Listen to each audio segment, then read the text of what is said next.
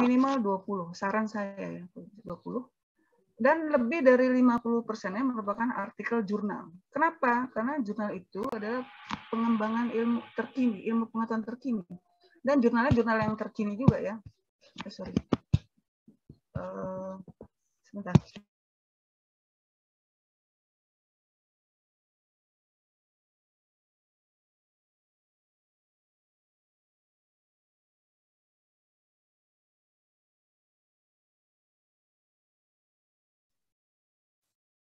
Oke, jadi kalau misalnya Anda gini, Anda punya 20 pustaka ya, maka minimal 50%-nya dari jurnal, apakah jurnal nasional maupun internasional ya. Nah, sisanya itu bisa dari buku atau proceeding. Gitu ya. Anda bisa bedakan, bisa membedakan. Kalau buku jelas ya, kalau proceeding itu mungkin yang kadang-kadang ketukar mahasiswa itu antara proceeding dengan artikel jurnal. Itu beda. Ya. Itu kelihatan kok di situ judul proceeding gitu. Proceeding dari seminar apa gitu, hasil dari seminar diterbitkan di proceeding. Itu beda dengan artikel yang diterbitkan di jurnal.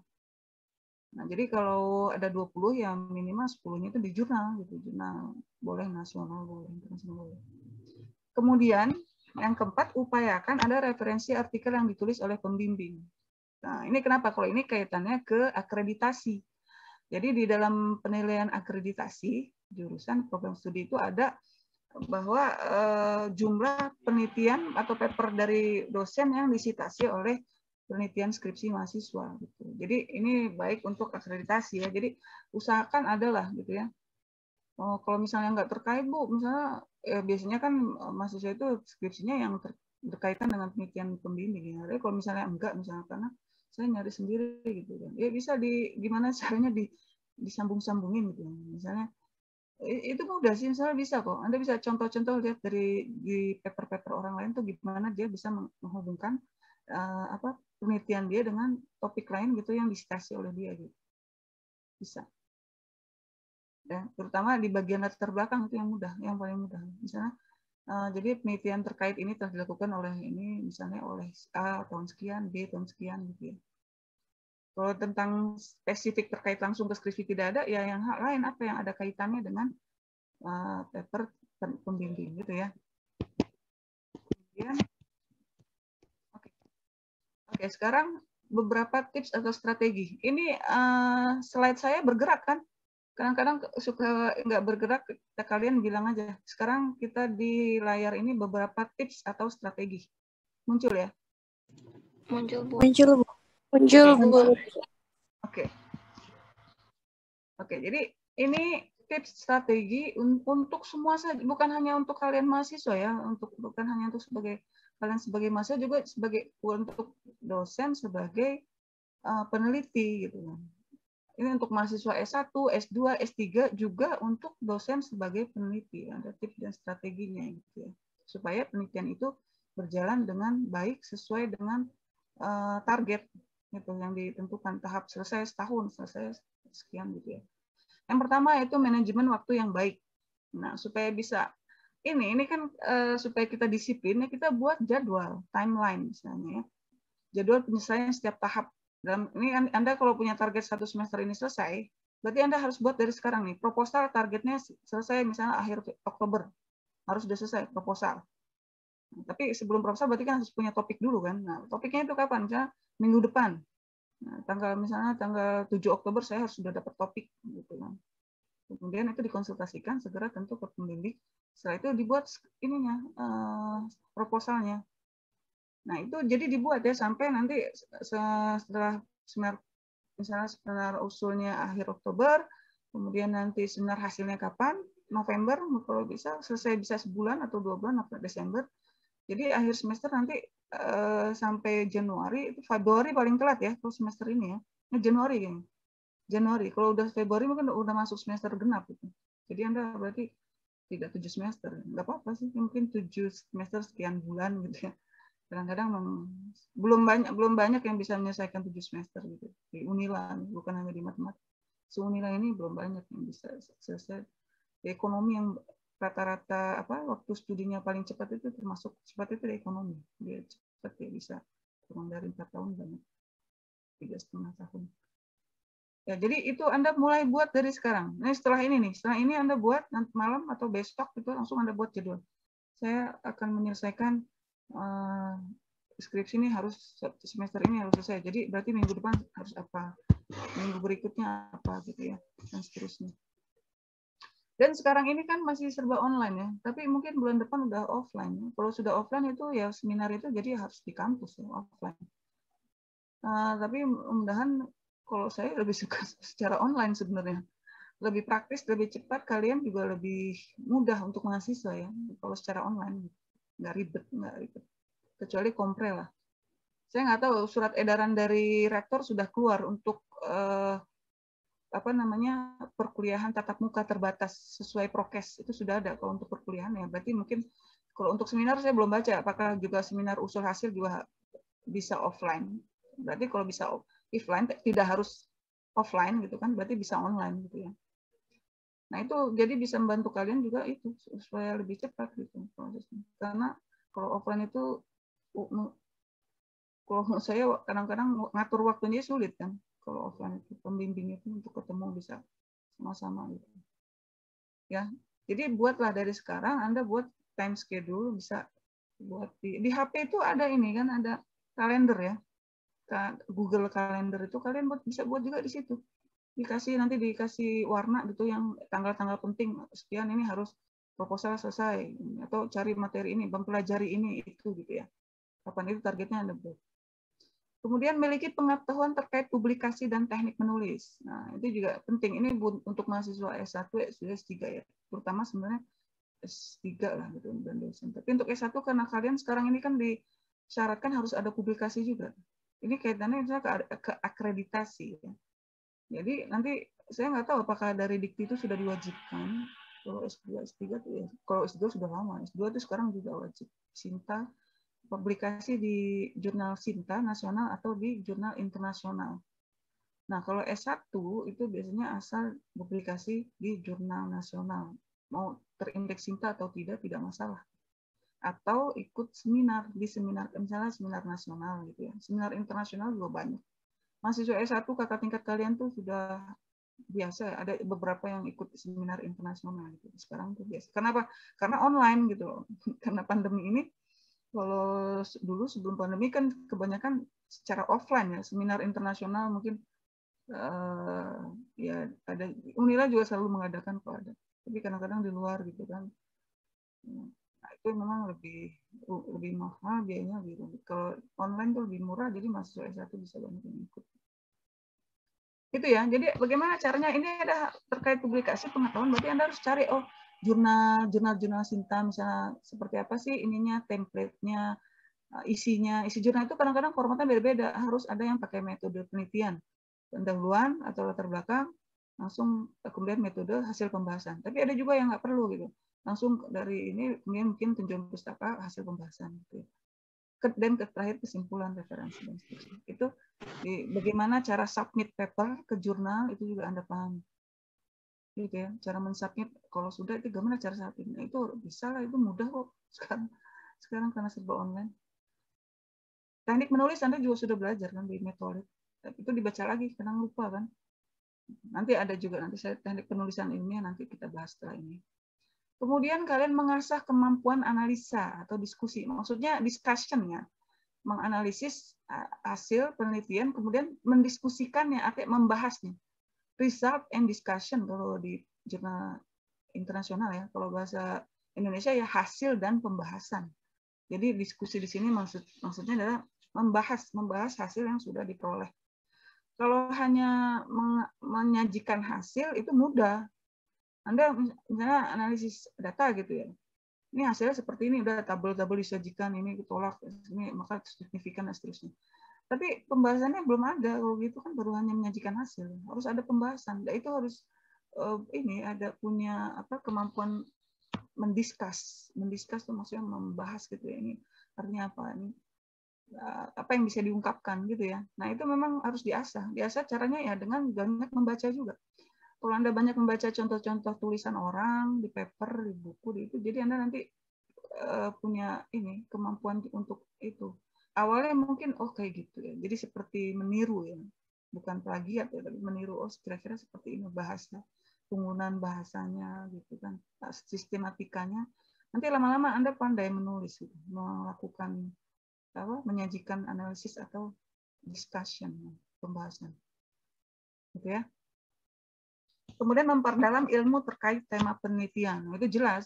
Jadi jangan sampai Anda melakukan itu banyak, tapi heran saya itu makin kesini kok mahasiswa itu kayaknya bikin skripsi itu beda dengan mahasiswa zaman dulu ya, angkatan 2000 bimbingan saya dulu. Jadi kalau ketika sidang ditanya itu dia benar-benar bisa menjelaskan, bisa kayak dosen aja ngejelasinnya. Kadang oleh pembahas di ini gitu kan, bisa ditanya disalahin, dia bisa berargumentasi dengan baik sehingga dia ini gitu malah bisa bukan membantah ya apa ya, bahwa dia yang lebih benar, lebih sesuai gitu loh ininya dia, sesuai dengan, karena dia menggunakan referensi kan gitu, dia karena dia memahami, dia menguasai apa yang dia kerjakan gitu lah ya. Jadi jangan seperti meraba-raba. Kalau sekarang ini mahasiswa saya lihat ya, sekolah yang angkatan-angkatan kesini itu, jadi dia melakukan skripsi misalnya analisis apa time series ya, tapi nggak paham ini, hanya kulit-kulitnya saja gitu. Jadi analisis data ya hanya istilahnya plug-in, dia pakai software, datanya di input, nanti ada outputnya, udah langsung sama dia disajikan, hasilnya dibahas, tapi dia nggak paham konsepnya gitu tentang sifat, misalnya di situ kan ada asumsi, errornya seperti apa, dia nggak paham bagaimana pendugaannya gitu kan. Yang paling sederhana p-value itu apa sih, p-value gitu. Itu kan umum ya, kalau di statistik p-value itu harus paham gitu. Jadi harus memperdalam ilmu terkait ilmu penelitian gitu ya. Itu tugas itu kalau benar-benar ingin yang idealnya skripsi yang baiknya seperti itu. Jadi jangan kesannya asal yang penting mudah, yang penting lulus nanti gitu. Yang penting sudah selesai skripsinya, yang penting cepat lulus gitu. Tapi tidak hanya memahami kulit, itu jangan, sayang sekali ya, sayang. Oke. Kemudian tips atau strategi berikutnya, menjalin komunikasi dengan pembimbing secara intensif, gitu ya. Kalau Anda ada masalah, bilang gitu, jangan takut ya, mungkin nggak semua pembimbing juga ini mau juga ya. Tapi Anda itu aja, sekarang ini nggak apa-apa WA. Ya kalau nggak dibalas WA lagi gitu. Asal Anda menggunakan bahasa yang baik ya, yang baik, yang sopan gitu kan, pasti dosen balas. Kalau saya tuh kadang-kadang saya nggak balas itu bukan karena saya nggak mau balas, mungkin karena sibuk. Jadi WA lagi aja, nanti kalau masih saya WA lagi, saya baru oh iya langsung saya jawab gitu. Dosen-dosen yang lain juga begitu tuh. Mungkin kalau ada yang tidak mau balas itu 1-2 lah. Mungkin. Tapi kalau sekarang ini dengan pandemi ini dosen paham gitu ya. Jadi kalau ada mahasiswa misalnya bertanya atau apa gitu, konsultasi boleh nggak Pak? Kalau saya ini gimana gitu misalnya. Bu, kalau saya membahas tentang topik ini bagaimana Bu gitu kan. Mohon arahan, mohon bimbingannya gitu kan. Ya, itu dari sekarang. Kalau Anda targetnya 7 semester selesai, harus dari sekarang. Harus dari sekarang di komunikasi gitu kan. Dosen-dosen itu udah tahu, kita semua kami sudah diberikan daftar pembimbing ya. Jadi kalau ada yang menghubungi itu nggak kaget, kan sudah tahu gitu. Sudah ada datanya, oh ya ini bimbingan. Ya mungkin kalian, apalagi kalau sudah ada grup ya dikomunikasikan di grup aja nggak masalah gitu. Ya, kalau sudah punya grup dengan pembimbing, dengan teman-teman yang satu bimbingan, itu komunikasi minimal lewat grup. Dan itu lebih baik malah, karena supaya nanti teman-teman yang lain juga jadi ikut ini kan, dapatkan apa informasi pencerahan gitu. Kalau secara japri kan yang mungkin teman yang lain jadi nggak tahu gitu apa yang diinginkan oleh pembimbing, apa yang diarahkan gitu kan. Itu sebenarnya kalau komunikasi sudah ada grup bisa di grup saja. Kecuali memang ini ya itu sifatnya urusan pribadi gitu, misalnya mengirim formulir atau menentukan jadwal dan seterusnya, yaitu WA pribadi, nggak di grup. Oke ya. Kemudian ini mulai dari sekarang. Nah ini tadi yang saya siapkan folder khusus untuk skripsi yang berisi sub-folder untuk isinya. Jadi ada subfolder khusus isinya tentang referensi, dikumpulkan dalam satu folder ya, referensi. Kemudian tentang komputasinya, kalau kalian menggunakan software, jadi package-nya apa, user guide-nya itu apa, masukin ke situ. Ya, cara ini kalau pakai sintaknya juga disampaikan dalam satu folder. Kemudian ini skripsi maksudnya, skripsi per bab. Ya bisa per bab, bisa baiknya per bab sih. Nanti kalau udah ini baru disatukan. Kalau untuk proposal mungkin oke lah satu bab ya. Satu bab. Tidak dibagi-bagi gitu. Tapi kalau ini lebih supaya baik itu manajemen filenya gitu. Itu per bab aja, bab 1, bab pendahuluan, bab tinjauan pustaka, dan bab metode penelitian. Kemudian referensi, bab referensi. Gitu ya. Oke, itu mulai dari sekarang. Yang belum punya folder kalian buat dari sekarang. Dan itu tadi kalian beri nama foldernya itu yang ini, khusus yang skripsinya itu yang kalian bisa memberikan gairah ya supaya kalian tuh cepat menyelesaikan skripsi. Itu tadi misalnya my beloved skripsi gitu. Skripsi cinta gitu. Oke. Nah, kemudian ada catatan penting ini yang perlu juga diperhatikan ya, karena ini pengalaman saya membimbing mahasiswa ya. Kalau saya lihat itu saya membimbing itu dari angkatan 98. Dulu angkatan pertama itu bimbingan saya, sekarang sudah jadi dosen juga, malah sekarang di UIN, di mana macam-macam. Ada yang jadi guru, ada yang jadi pengusaha juga ada yang jadi itu. Yang dosen ini yang saya senang karena dia lanjut, biasanya kalau jadi dosen kan harus sekolah lagi kan. Saya senang itu. Saya suka kalau mahasiswa itu lanjutkan studi ya, lanjut S2, S3 itu saya suka. Semua dosen juga begitu pasti. Jadi catatan penting pertama, hasil akhir ditentukan sejak awal. Maksudnya apa? Ya, memang hasil akhir nanti apakah kalian berhasil lulus tepat waktu, apakah bisa target wisuda. Saya ingin wisuda nanti wisuda bulan Desember, wisuda bulan Februari, itu semua tergantung ditentukan sejak awal. Yaitu apa? Kerajinan, keseriusan, dan attitude. Attitude ya termasuk di sini kerajinan gitu ya. Tapi nanti ini ada bedanya di sini. Jadi gini, attitude itu disiplin lah. Masalah kedisiplinan tuh kadang-kadang mahasiswa itu ada dulu, saya ingat bimbingan angkatan 2014 gitu ya, dia memang tidak mau lulus cepat. Yang lain teman-temannya udah bimbingan dengan saya, banyak udah selesai, udah mau seminar hasil, dia masih belum juga. Katanya dia karena sibuk di BEM universitas. Nah, saya bilang itu orang tua kamu ini nggak masalah, kamu itu nanti belum, ini udah tahun keempat gitu kan, udah semester 8. Enggak Bu, nggak apa-apa kok, orang tua saya mengizinkan karena biar saya boleh nanti jadi baru semester berikutnya itu semester 7 bilangnya, tapi kan dia pengurus itu kan 1 tahun kan, jadi sampai semester 8 juga dia nggak sempat bikin skripsi. Kemudian di semester 9 baru mulai skripsi. Nah, itu di situ ternyata dia mungkin pikir ya, mahasiswa itu saya sudah bilang dari awal, karena harusnya walaupun dia sibuk, tetap itu luangkan waktu untuk menyusun skripsi gitu. Jangan semua waktunya itu ke sana semua gitu kan, walaupun diizinkan oleh orang tua ya. Jadi yang tadinya mungkin dipikir lancar, bisa 1 semester selesai lah, itu harus dikerjakan. Ternyata enggak, banyak kendalanya, macam-macam kan. Karena macam-macam yang nggak tahunya, karena urusan pembimbing, apakah dengan pembimbing, apakah dengan pembahas gitu kan. Jadi masalah dengan pembahas, ya tersinggung mungkin gitu pembahasnya. Itu memang macam-macam ya. Dosen itu kalian juga ya inilah belajar bagaimana menghadapi berbagai itu ya, kalian usahakan pokoknya attitude mahasiswa itu yang seperti apa itu kan, ada etika mahasiswa itu kalian diterapkan lah sebaik-baiknya.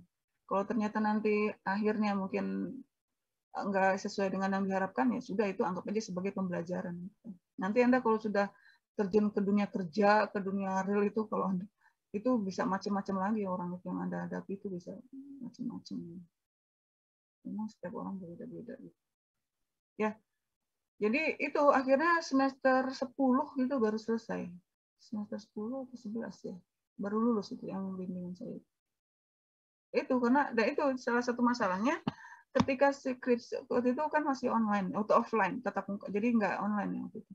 Jadi ketika waktu mau udah seminar hasil, dia pokoknya dia merasa sudah siap ya, seminar hasil, nggak taunya waktu ditanya oleh pembahas dia tidak siap gitu. Itu yang membahas, jadi kok kamu ngejar-ngejar pengen seminar hasil, tapi nggak taunya waktu ditanya nggak bisa jawab gitu kan. Jadi itu yang ini ya, artinya jangan sampai seperti itulah gitu ya.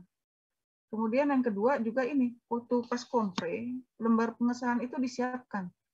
Catatan penting nih ya, nanti terutama kalau apa, jadi lembar pengesahan, kata pengantar dan lain-lain itu disiapkan ketika ujian kompre itu sudah lengkap. Sampai abstrak ya, abstrak semua daftar pustaka, lampiran kalau offline ya, sehingga nanti dosen apakah pembimbing dan pembahas itu jadi bisa mengecek gitu ada kesalahan. Bahkan kalau ini kasusnya ini dulu ya, ini saya cerita lah ini pengalaman dari beberapa mahasiswa tuh. Kemudian ketika dia tidak membuat lembar pengesahan ketika kompre dan tidak memuat semua kata pengantar dia belum buat semuanya, sehingga tidak bisa ACC cetak kan oleh pembimbing dan pembahas, tidak bisa melakukan ACC cetak. Nggak taunya pembahasnya pergi liburan keluar negeri, liburannya keluar negeri. Padahal dia waktu itu targetnya itu bisa mengejar wisuda di bulan berikutnya. Tapi nggak bisa akhirnya, karena liburannya itu 3 bulan, keluar negeri itu kan 2 bulan. Jadi harus nunggu dulu. Padahal kalau waktu itu dia sudah siap semua, jadi lengkap kan bisa sebentar dicek gitu kan oleh dosen, oke lah ACC cetak gitu kan. Bahkan lembar pengesahannya bisa di print lebih dulu ya. Lembar pengesahan skripsi itu yang khusus menggunakan skripsi kertas yang ada ada logonya itu loh, ada backgroundnya itu. Kalau sudah kompre, kalau sudah ACC itu cetak, sebelum dicetak Anda bisa minta pengesahannya dulu. Kalau misalnya takutnya nanti nggak ketemu gitu, mungkin pembimbing atau pembahasnya mau keluar kota misalnya, itu bisa gitu ya. Tetapi tentu saja dikomunikasikan ya dengan dosen. Kalau dia ya oke, nanti saya tanda tangan gitu. Itu kan jadi membantu mempermudah kalian, sehingga nanti untuk ngurus ngejar wisuda yang sesuai dengan target kalian mau wisuda itu bisa tercapai gitu. Karena banyak lagi urusannya tuh yang lain. Mau wisuda nanti kan kalian ini ya, berikutnya ini urus bebas lab, TOEFL dan syarat lainnya itu jadi membutuhkan itu waktu dan tenaga. Jadi itu harus diperhitungkan ya. Jangan gara-gara masalah-masalah yang ini kan masalah bukan masalah substansi ya. Yang substansinya kan kalian melakukan skripsi gitu. Skripsi sudah selesai, sudah lulus, tapi gara-gara masalah ini, masalah attitude, kemudian itu dari awal ya. Kemudian masalah urusan lab, TOEFL nggak bisa wisuda sesuai dengan yang ditargetkan. Gitu ya. Ini perlu mungkin menjadi catatan penting menurut saya. Oke, sampai sini ada pertanyaan silakan. Nanti setelah ini kita lanjut ke teknik penulisan. Teknik penulisan skripsi. Silakan kalau ada pertanyaan. Belum ada? Belum ada, Bu. Belum ya? Oke. Kalau tidak ada, saya lanjutkan ya. Iya, Bu. Oke. Oke. Berikutnya teknik penulisan. Yang pertama judul. Cara menetapkan judul itu kata-kata pada awal kalimat itu harus merupakan fokus penelitian. Jadi ini terutama ini ya, kalau yang di bidang statistika ya, karena saya ini bidang statistik, jadi kadang-kadang mahasiswa itu menyusun kalimat judul itu dia seolah-olah penelitiannya seperti penelitian orang ekonomi misalnya, atau ini seperti penelitian orang yang melakukan itu seperti orang geologi misalnya gitu, karena dia mungkin pakai ini ya, pakai analisis spasial, tapi datanya itu dijelaskan, nah analisis apa ya, data apa gitu ya, bukan metodenya gitu. Jadi itu hati-hati. Jadi untuk supaya terlihat bahwa kan kalau orang matematik atau statistik berarti kan fokusnya jelas ya, dia bisa mengkaji metode apa, nah, itu dijelaskan di awal kalimat. Jadi misalnya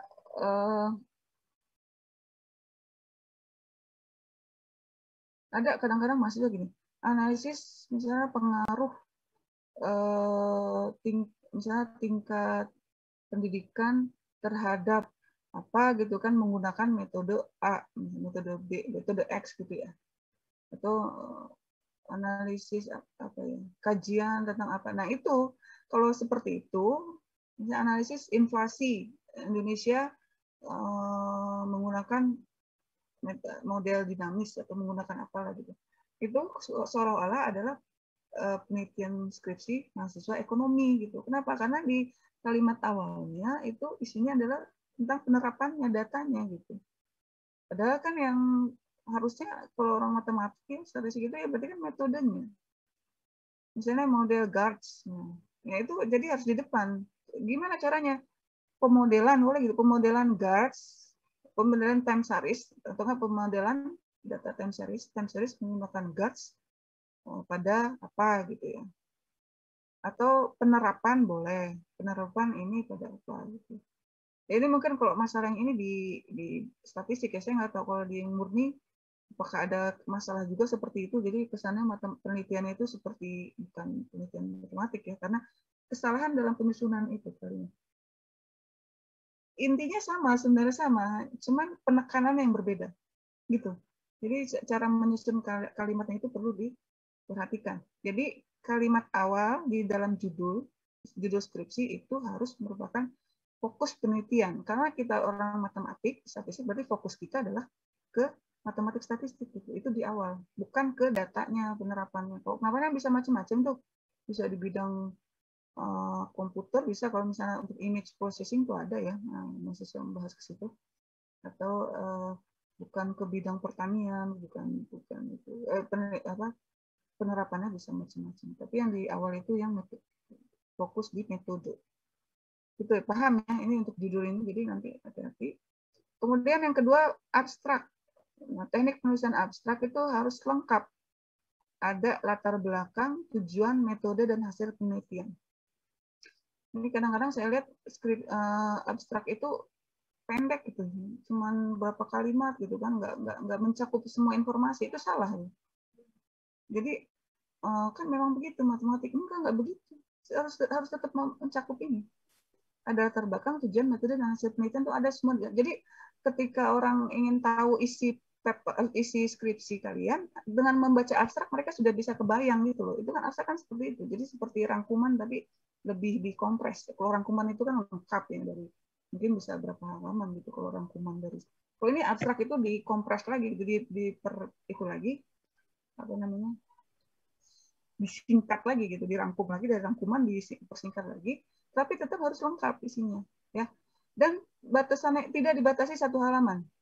Jadi dia bukan halaman, yang membatasi bukan halaman tapi jumlah kata. Jumlah kata untuk abstrak itu, kalau untuk di Unila itu teknik penulisan karya ilmiah itu kalau nggak salah 200 kata. Itu bisa lebih dari satu halaman. 200 kata kalau nggak salah. 200 atau 200 kalau nggak salah ya. Nanti kalian bisa cek ya. Kalian punya kan panduan penulisan karya ilmiah Unila yang 2020 punya ya? Punya nggak? Ada yang belum? Yang kalian belum kalian cari aja, banyak. Banyak di Google itu kalian cari, nanti bisa download. Kalau itu saya di web, mungkin ada web jurusan saya nggak tahu. Kalau di web S3 itu ada. Saya karena di web S3 MIPA itu kan punya web, di situ ada itu untuk panduan penulisan karya ilmiah Unila tahun 2020. Jadi yang membedakan dengan yang lama itu juga spasi ya. Kalau yang lama itu, yang panduan lama spasinya 2 spasi. Kalau sekarang 1,5. Jadi kalian nanti kalau bikin skripsi dari proposal itu kalian udah 1,5 ya ininya, spasinya. Oke. Kemudian yang ketiga, konsisten dalam penggunaan notasi. Nah, di matematik itu kan banyak kalian menggunakan notasi-notasi ya. Itu harus konsisten. Jadi ketika membahas misalnya gini, misalnya model di time series ada model AR ya, autoregresif, Anda menggunakan koefisiennya pakai beta. Kemudian ketika membahas, nanti kan ARMA ya, sebenarnya ARIMA. AR, kemudian MA, moving average, kemudian membahas ARIMA. Nah, tapi waktu di ARIMA, untuk koefisien autoregresifnya kalian menggunakan P misalnya, atau theta, kadang-kadang gitu. Nggak konsisten. Waktu membahas AR, autoregresif, koefisiennya menggunakan beta. Kemudian membahas moving average menggunakan alpha. Tapi ketika membahas ARIMA, itu kan ARIMA gabungan dari dua-duanya. Autoregressive, integrated, moving average, Anda menggunakan notasi koefisien yang lain. Misalnya untuk autoregresifnya menggunakan P, nanti yang moving average-nya pakai delta, atau mungkin pakai alpha juga lah. Mungkin kalau bisa saja ya, yang moving average-nya masih konsisten sama, tapi nanti yang koefisien autoregresifnya berbeda. Nah, itu hati-hati, itu salah ya. Itu tidak sesuai dengan teknik penulisan karya ilmiah yang baik. Jadi harus konsisten ya. Apa saja semua notasi yang Anda gunakan harus konsisten dan harus dijelaskan. Saya lupa di sini. Jadi semua notasi itu yang Anda gunakan harus dijelaskan di awal. Jadi misalnya Anda buat model, nanti di mana alfa apa, Y itu apa, beta itu apa, epsilon itu apa, itu dijelaskan. Semua notasi. Kalau di matematik juga sama kan, pasti banyak. Misalnya ini adalah apa himpunan, di mana ini adalah apa matriks, misalnya matriks apa gitu kan. Semua notasi harus dijelaskan ya, dan harus konsisten. Kemudian yang keempat, cara sitasi. Cara sitasi itu yang disebutkan dalam teks hanya nama akhir, last name, tidak nama lengkap. Misalnya Howard Anton. Jadi Anda citasi di dalam teks itu tidak disebut Howard Anton 2000 sekian misalnya, tapi cukup Anton saja, ya, nggak ditulis semuanya Howard Anton, Anton saja. Nanti di dalam daftar pustaka Anda pakai haknya disingkat, Howard-nya itu hak titik gitu ya. Dan itu format sebenarnya macam-macam tergantung formatnya. Kalau di Unila itu kan disingkat, kan nama depannya itu cukup hak saja misalnya. Kalau misalnya saya Hoiri Nisa, berarti Nisa K gitu ya. Itu format Unila. Kemudian maksimal 2 autor, 2 penulis untuk disebut semuanya. Kalau ada 2 bisa disebut semuanya. Misalnya Smith, Draper and Smith, ya, Draper dan Smith. Jadi kalau 2 orang, tapi kalau sudah 3 orang atau lebih, kita sebut hanya penulis pertama, kemudian ditambah dengan dan kawan-kawan atau et al. Nah, ini Anda udah belajar ya di metode penelitian. Nah, untuk format penulisan karya ilmiah Unila yang tahun 2020 ini agak aneh namanya. Jadi mestinya kalau menurut saya, kalau menurut yang saya pahami ya, berdasarkan pengalaman gitu, jadi harusnya kita konsisten. Kalau kita nulis, kalau kita nulis paper bahasa Inggris jelas et al. Ya. Kalau kita nulis paper bahasa Indonesia, kita bisa pakai dan kawan-kawan atau et al. Tapi konsisten. Kalau dan kawan-kawan ya dan kawan-kawan semua. Kalau et al ya berarti semua dalam satu naskah kita itu, naskah paper, apakah skripsi atau tesis itu semua harus sama et al. Tetapi di dalam panduan penulisan karya ilmiah Unila yang baru, ini dia beda-beda tergantung dari sumber referensi yang disitasi. Kalau referensi yang disitasi itu terbit di jurnal nasional atau buku apakah proceeding itu di tingkat nasional menggunakan bahasa Indonesia, maka gunakan dan kawan-kawan. Itu misalnya Asmiati dan kawan-kawan gitu ya. Kalau itu bahasa Indonesia atau apalah, misalnya Mustafa Usman dan kawan-kawan. Sedangkan kalau itu terbitan jurnal internasional atau buku yang diterbitkan berbahasa Inggris internasional, itu gunakan et al. Dan ini berlaku juga kalau penulis orang Indonesia. Walaupun orang Indonesia, kalau jurnal yang kalian citasi itu berbahasa Inggris, artinya di jurnal internasional ya, di jurnal internasional, maka gunakan et al. Sehingga nanti dalam naskah skripsi itu bisa ada yang pakai DKK, ada yang pakai et al. Gitu. Nah itu yang menurut saya agak aneh. Karena kesana nggak konsisten. Jadi dilihat dari sumbernya. Kalau nasional pakai dan kawan-kawan, kalau ini pakai apa. Jadi kalau untuk saya, bimbingan saya nggak terlalu ini. Ya kalau bisa ya ikutin sesuai itu. Tapi kalau mau ini dan kawan-kawan semua atau ekal semua. Itu ya. Jadi ini sering tuh mahasiswa salah nih. Udah dijelaskan, tapi nanti waktu membuat skripsi, kalau ada 3 penulis, 3-3-nya ditulis. Jadi A, B, C tahun sekian, 2000 sekian, 2010 itu. Kalau 3 harus cukup 1 orang saja, kemudian pakai dan kawan-kawan atau et al. Kemudian yang kelima, setiap kalimat harus diakhiri oleh tanda titik. Nah ini kelihatannya sederhana kan? Ya iyalah, mungkin kalian pikir, oh ya iyalah kalau kalimat harus diakhiri oleh tanda titik. Tapi ini banyak yang lupa gitu. Kalau saya ngecek skripsi itu, terutama kalau kalimatnya itu diakhiri oleh suatu persamaan atau equation. Jadi equation itu kalau dia akhir misalnya maka diperoleh sebagai berikut. Nah, kemudian maka diperoleh misalnya persamaan sebagai berikut. Anda buat tuh persamaan, tapi Anda nggak kasih tanda titik. Anda mulai dengan kalimat baru.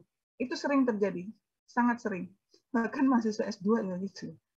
S2, S3, mungkin S3 juga saya, S3 nggak tahu ya, saya belum. Bimbingan saya belum sampai menyusun kuliah, belum sampai menyusun ke disertasi. Tapi ini banyak ini, bahkan dosen-dosen juga ada yang gitu. Nah, itu Anda hati-hati ya.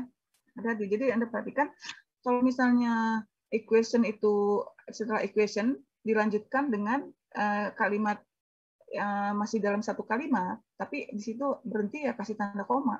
Di ujung equation itu bisa dikasih tanda koma nih. Koma, atau kalau memang di kalimat baru ya kasih tanda titik. Itu ya, paham ya? Kemudian format penulisan daftar pustaka harus konsisten dan sesuai format. Nah, ini juga banyak masalah. Yang pertama, judul buku dan nama jurnal dicetak miring. Jadi yang dicetak miring itu adalah judul buku dan nama jurnal. Yang lain tidak. Judul artikel di dalam jurnal tidak dicetak miring. Ya. Judul artikel di dalam proceeding juga tidak dicetak miring. Jadi hanya judul buku dan nama jurnal. Jurnal misalnya jurnal Siger ya, matematika Siger itu kan ada di punya jurusan itu cetak miring. Kalau misalnya jurnal of apa ya, kalau di applied matematika statistik atau apa gitu, applied probability misalnya itu cetak miring. Nama jurnal International Journal of Statistik misalnya itu miring, tapi judul artikel yang kalian gunakan sebagai referensi juga dicetak miring. Kemudian untuk artikel jurnal itu perlu dilengkapi dengan volume. Kalau dia artikel jurnal ya, harus semua artikel jurnal harus ditulis volumenya berapa. Kemudian kadang-kadang setelah volume ada isu ya, dia nomor berapa, tapi nggak semuanya. Kadang-kadang hanya volume saja, tidak perlu isu, perlu nomor.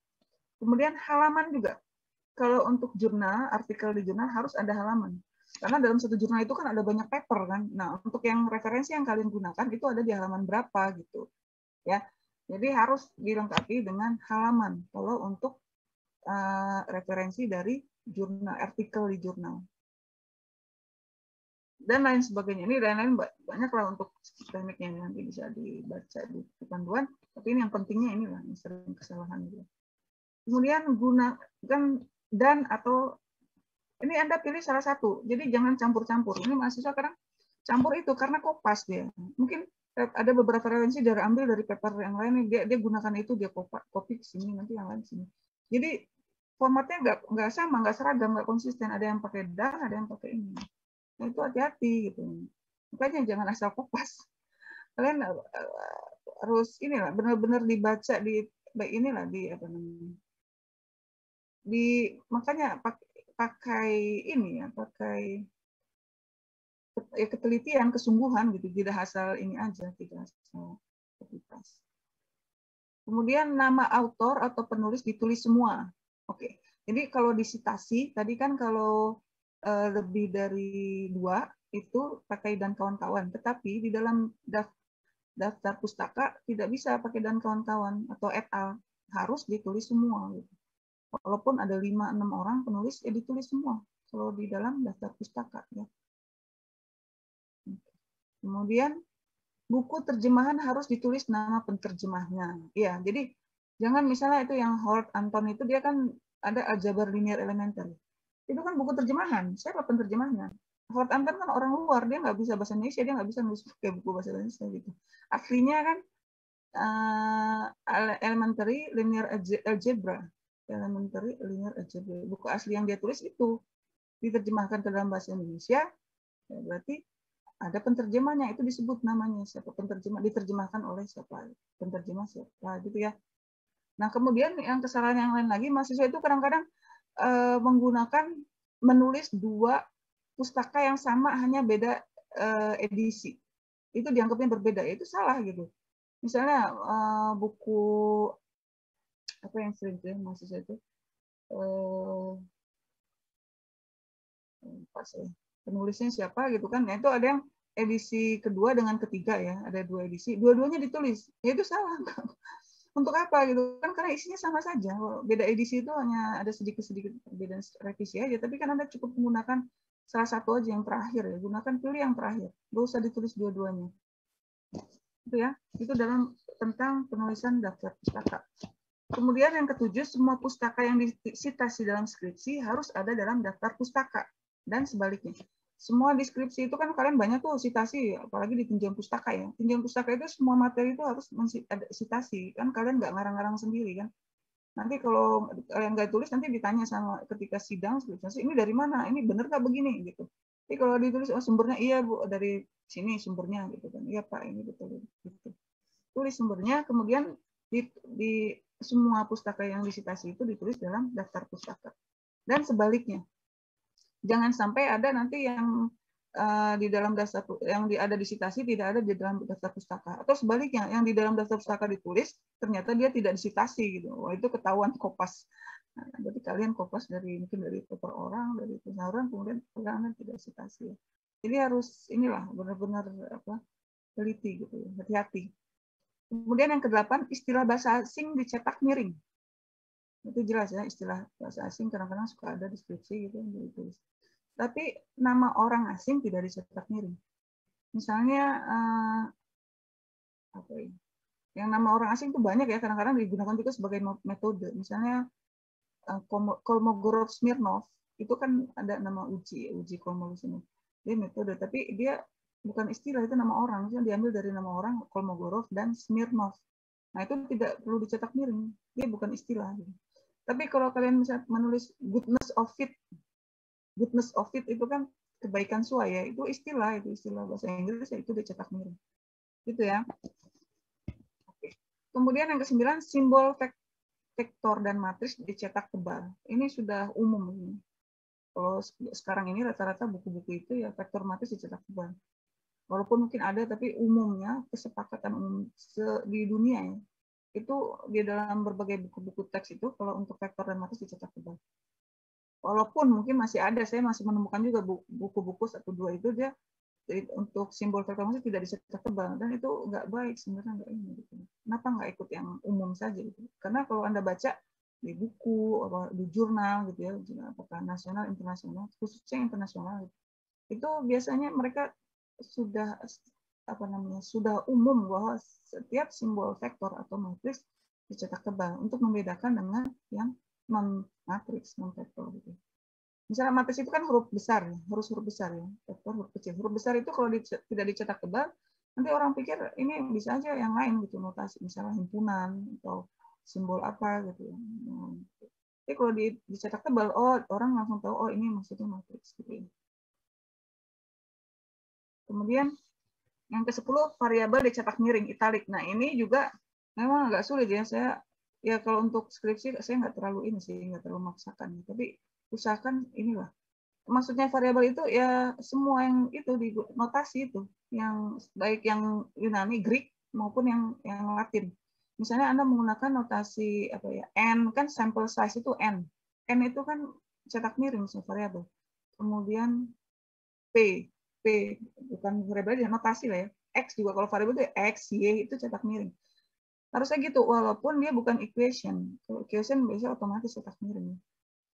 Maksudnya walaupun Anda tidak menulisnya dalam menggunakan equation. Kalau di tengah teks itu kan agak sulit ya, kadang-kadang cuman satu huruf aja misalnya Y gitu kan di dalam paragraf gitu kan, kayaknya kok cetak miring tuh ribet gitu. Tapi Anda bisa ini kan pakai apa namanya bukan replace di format ya, iya pakai replace ya. Jadi kalau misalnya belum miring ya semuanya itu nanti di format fontnya pakai yang italic gitu, yang tidak italic jadi italic untuk itu.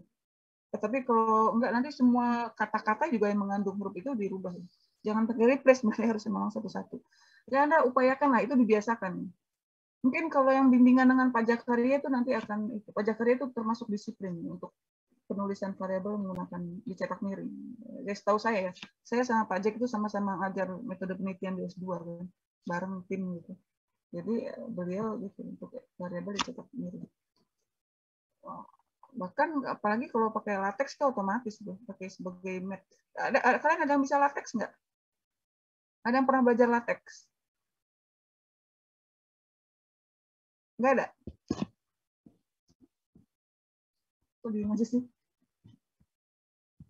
Kalau ada, nggak ada ya? Kalau nggak ada, tolong bilang aja nggak ada gitu. Nggak ada ya? Oke. Oke, dikit lagi ya. Kita udah sejam. Yang 11, konsisten dalam penggunaan istilah. Juga harus konsisten. Jadi selain notasi, juga harus konsisten dalam penggunaan istilah. Misalnya kalau kalian gunakan pubah, ya pubah semua dalam satu naskah skripsi. Atau variabel gitu. Contoh ya, ini contoh di statistik. Paragam misalnya atau covarian. Pilih ragam-paragam atau covarian. Variance atau ragam itu variance. Itu harus konsisten. Kemudian error dengan apa, misalnya kalau error itu galak gitu ya. Terus mau error atau galak gitu, jangan dua-duanya digunakan. Kemudian yang ke-12, penulisan tabel dan gambar tertentu dimulai dengan huruf besar. Contoh misalnya tabel 6, T-nya besar. Gambar 5, G-nya besar. Tapi kalau tidak tertentu, misalnya seperti disajikan pada gambar berikut. Kan bukan gambar 5, itu gambar berikut G-nya kecil. Atau seperti tabel di bawah ini, T-nya huruf kecil. Karena dia tabel di bawah ini kan bukan tabel kesekian gitu, enggak seperti ini, tabel 6 dan tabel 7 itu harus huruf T besar dan G-nya juga G besar. Ini pasti Anda sudah pernah belajar dulu ya, mungkin di metode itu, dosen pengajar. Kemudian yang ke-13, font semua teks jenisnya Times New Roman. Ya, ini mahasiswa nih kadang-kadang. Itu karena mungkin entahlah saya mungkin di foto typo atau gimana. Termasuk teks di dalam tabel ya, kecuali untuk equation. Kalau di dalam tabel itu mahasiswa kadang-kadang mungkin karena copy dari output program pas masuk di paste di Word gitu kan, Times. Kemudian fontnya nggak dirubah gitu ya. Jadi berbeda nanti, tidak Times New Roman. Misalnya output dari R gitu ya, di copy ke skripsi. Nah itu harus jenisnya harus Times New Roman juga.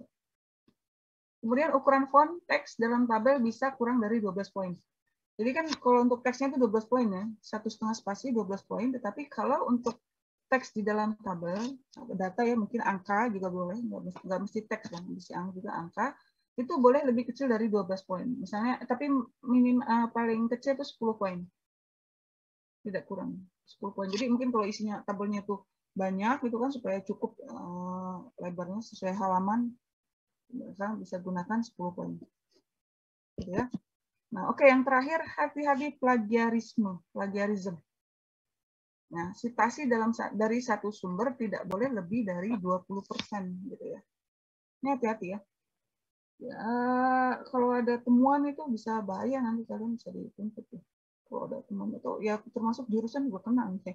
Karena ternyata tugas akhir mahasiswanya itu similarity-nya ada software plagiarism checker tuh ada ya, similarity-nya nanti bisa dicek gitu. Ya. Jadi artinya begini, misalnya Anda punya referensi utama yang Anda gunakan ya untuk penelitian, nah Anda boleh ngambil dari situ, boleh copy, tapi tidak lebih dari 20%. Malah total semua, misalnya dari situ 5%, nanti dari referensinya ada 5% juga, gitu. Dari yang lain 3%, 2%, itu totalnya tidak lebih dari 20%. Gitu ya. Bukan dari satu referensi sumber, ini salah sih. Kalau saya disitasi dari satu sumber. Ini salah nih, dari semua sumber ini tidak boleh lebih dari 20%. Oke. Jadi mungkin itu ya yang bisa saya berikan untuk yang ini. Jika kalian ini ada pertanyaan. Bu, izin bertanya boleh, Bu? Ya, silakan. Jadi di tinjauan pustaka itu kan semua penulisnya dan tahun itu kan harus tercantum di daftar pustaka ya, Bu ya. Nah, ya. Misalkan di tipusnya itu ada Ghazali tahun 2003, terus Ghazali 2004, Ghazali 2010 gitu. Itu hanya beda edisi gitu, Bu, tapi buku yang sama. Nah, itu berarti yang ditulis hanya tahun yang paling mendekati sekarang gitu ya? Iya, yang tahun terakhir, karena isinya kan sama aja setiap edisi itu. Nggak ada, walaupun ada tambahan revisi itu sedikit. Kadang-kadang hanya kata pengantarnya aja yang berbeda. Isinya sama aja, jadi untuk apa semuanya gitu, kecuali memang berbeda judulnya ya. Kalau tahunnya berbeda kan dari judulnya aja berbeda. Oke, kalau judulnya sama, hanya beda edisi, ya itu berarti cukup pakai yang terakhir saja. Gitu ya. Nah, sekarang yang jadi mungkin yang justru membingungkan begini, ada penulis, dia menulis paper atau buku, beberapa buku dalam tahun yang sama. Bagaimana cara membedakannya di citasi? Misalnya tadi Ghazali tahun 2010 ada 3 buku dia menulis, tapi judulnya berbeda. Kalau kita tulis di citasinya itu Ghazali 2010, Itu kan nanti ini Ghazali 2010 yang mana nih? Ngerti nggak maksud saya? Karena dia punya 3 buku. Di daftar pustaka kalian tulis memang ada 3 buku atau 3 paper ya. 3 paper Ghazali di tahun yang sama. Misalnya yang satu judulnya tentang apa, yang satu lagi mungkin proceeding, yang satu lagi buku, tapi di tahun yang sama. Nah, ketika mensitasi di dalam naskah teks skripsi, kan kalian menulis nama autor dan tahun. Nah, kalau kalian tulisnya itu Ghazali 2010, nanti tidak membedakan itu paper yang mana gitu. Itu gimana itu? Ada yang tahu nggak caranya? Justru itu mungkin yang mungkin membingungkan ya. Kalau yang tadi kan edisi itu nggak itu gampang ya. Yang cukup digunakan yang terakhir sesuai dengan tadi yang saya jelaskan. Yang lain dibuang, nggak perlu ditulis. Jadi yang terakhir saja, yang edisi terakhir gitu. Tapi sekarang gimana kalau ada publikasi si Ghazali penulis yang sama di tahun yang sama. Nah, itu membedakannya yaitu dengan cara menggunakan setelah tahun kasih A, B, C. Misalnya Ghazali 2010A, Ghazali 2010B, Ghazali 2010C. Nanti di dalam daftar pustaka Anda tulis kan nama Ghazali, tahunnya juga gitu, 2010A, judulnya apa, kemudian diterbitkan di jurnal apa, halaman. Kemudian nanti 2010B gitu, judul buku misalnya atau proceeding, ditulis proceedingnya apa. Tapi tahunnya ditulis A, B, C gitu. Itu cara membedakannya. Disitasi juga begitu, jadi A, B, C. Gitu ya? Bisa dipahami? Bisa, Bu, bisa. Oke. Ya, bagus. Silakan yang lain. Yang lain ada lagi yang ingin bertanya?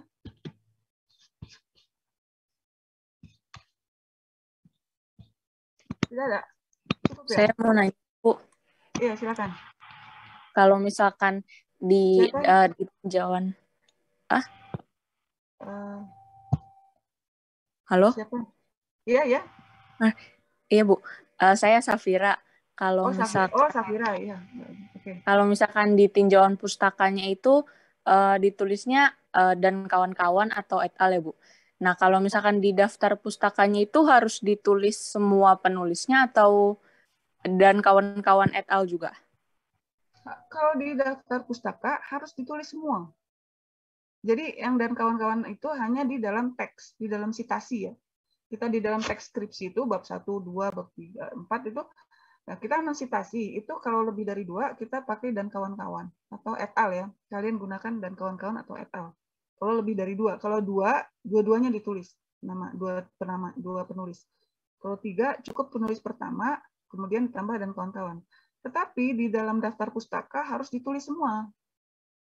Tidak boleh dan kawan-kawan tidak boleh, harus lengkap semua ditulis. Nah, ini banyak kesalahan ini. Ini sering Mas Ziza itu waktu udah kompre pun pas mau cetak lagi saya cetak ya. Kadang-kadang sekarang ini saya sempatnya itu ngoreksi benar-benar itu pas setelah kompre malah ya. Kalau dulu tuh dari proposal tuh dari. Kalau sekarang saya screening aja. Oh ya udah oke. Yang itu ya yang angkatan